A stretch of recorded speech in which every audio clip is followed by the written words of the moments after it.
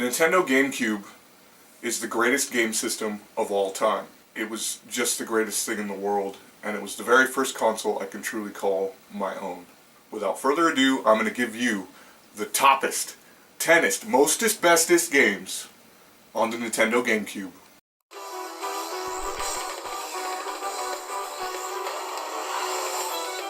The GameCube was the only console I owned in high school. It wasn't the most popular. Everyone else had a PlayStation 2 or an Xbox. When that happens, you go to other people's houses and you play Halo, and because of that, you get a little something I call Halo envy. And the GameCube's library didn't include a massive amount of first-person shooters. There was one shooter in particular that was badass, and that was Time Splitter's Future Perfect. It had chaotic gameplay, levels that took place in different parts of time. Like, for instance, there was a level based on a haunted house where you and this goth chick have to get through this haunted mansion. And for the first time for me, I never played a first-person shooter that had a level quite like that, like a survival horror game, and it was awesome. Time Splitter's Future Perfect didn't have the best multiplayer. It was definitely not Halo levels of quality, but it was fun and it got the job done. So Time Splitters for me was the GameCube's Halo. Next up on the list, this one might be a little controversial, but Mortal Kombat Deception was insanely good. The combat, not so much. It wasn't very balanced, and it wasn't like Street Fighter levels of polished. But as far as fan service goes, this was like the Mortal Kombat's version of Super Smash Bros. Plenty of awesome characters, a story mode that was like an open world and just had so many awesome ideas.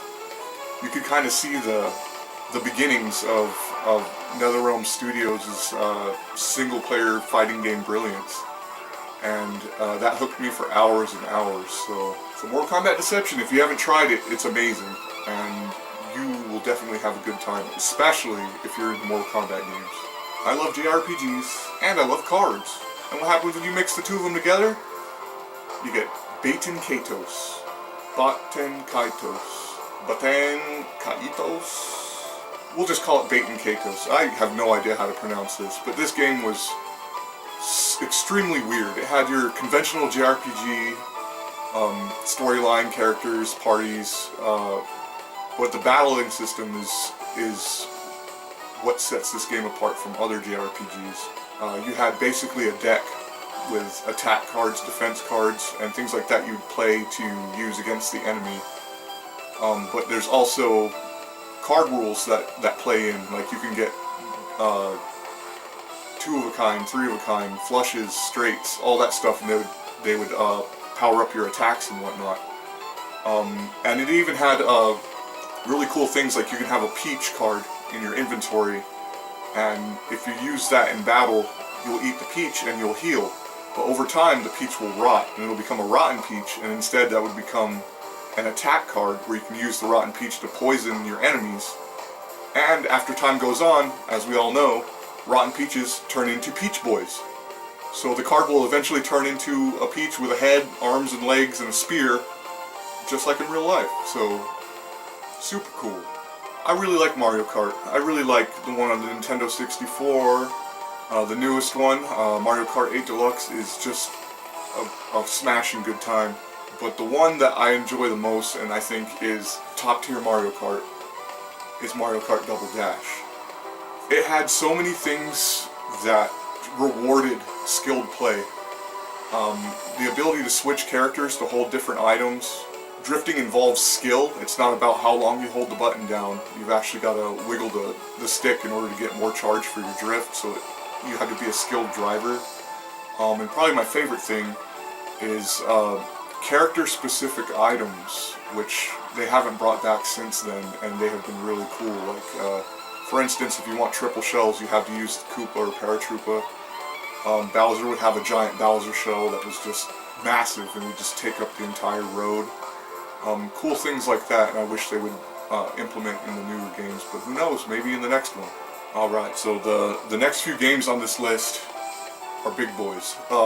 Metroid Prime. I couldn't believe the game I was playing when I first played it. It felt like a game that was like 5-10 years ahead of its time.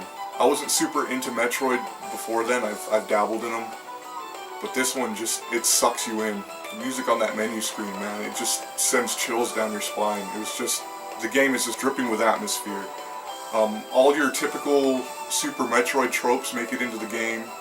You lose all your power-ups, you gotta gain them back, and with the abilities you get, it allows you to open up more areas of the map, fight more bosses, find all of your energy tanks and your missile pack upgrades. It's fantastic. 2 and 3 were great too.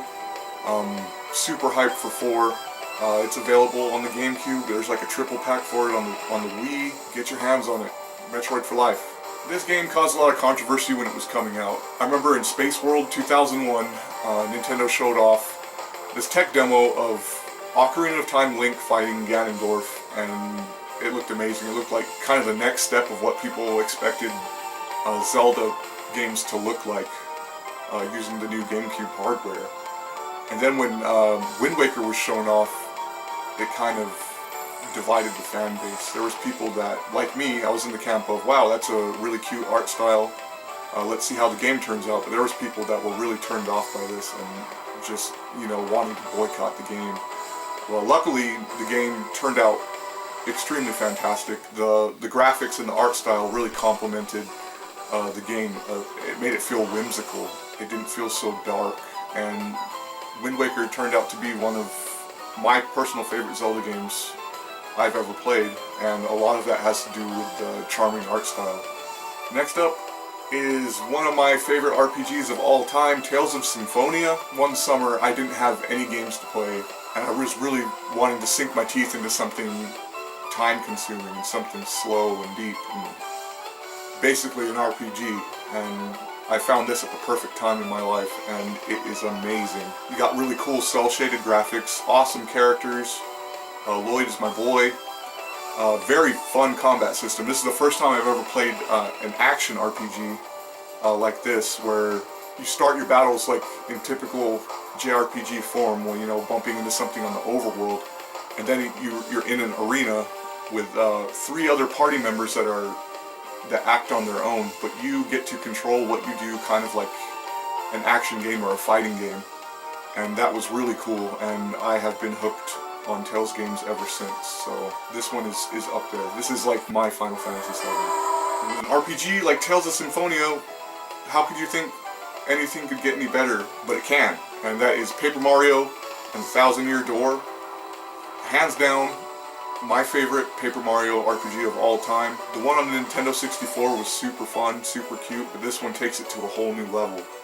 The writing is sharp and actually funny. I don't think I've ever played a video game up until that point that made me laugh out loud. I read every bubble of text I could, all the optional dialogue. I'd talk to everybody. It was just a good time. Super fleshed out and awesome.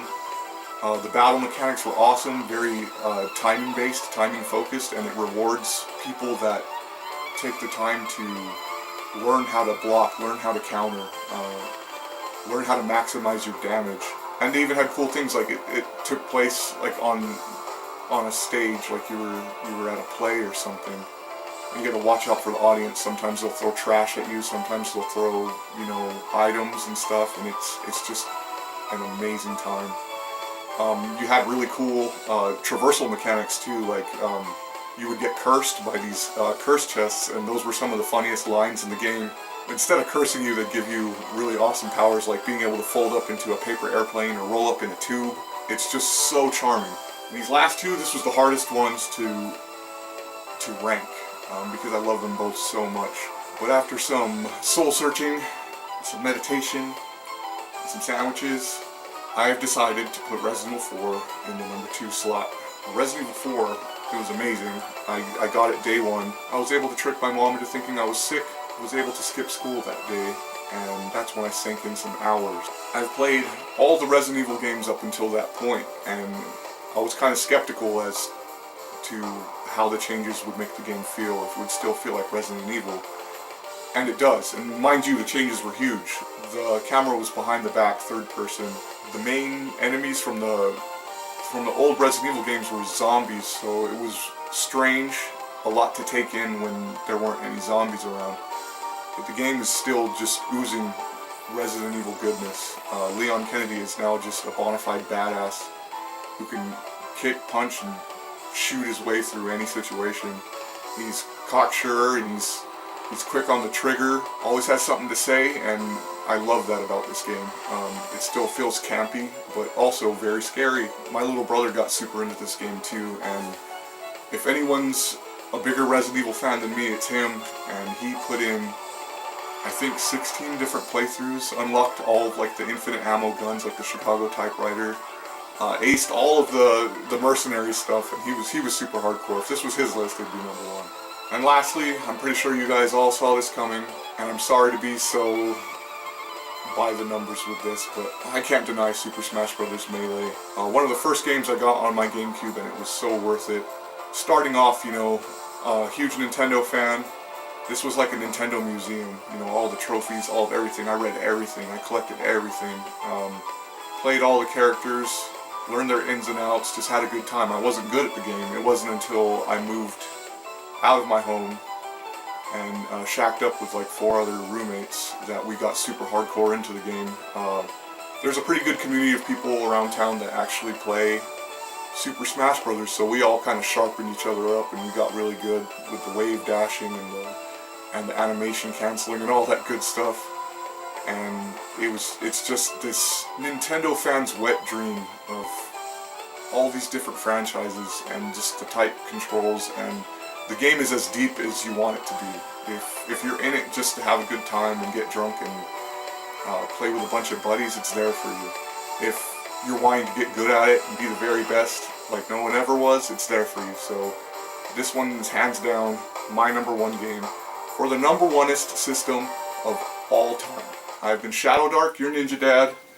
Please remember to like, comment, and subscribe. Please let us know what other top 10s you want to see, other videos you're interested in, and we'll do our best to do those. So thank you, help us grow this beast, and I'm probably going to go play some more Octopath Traveler.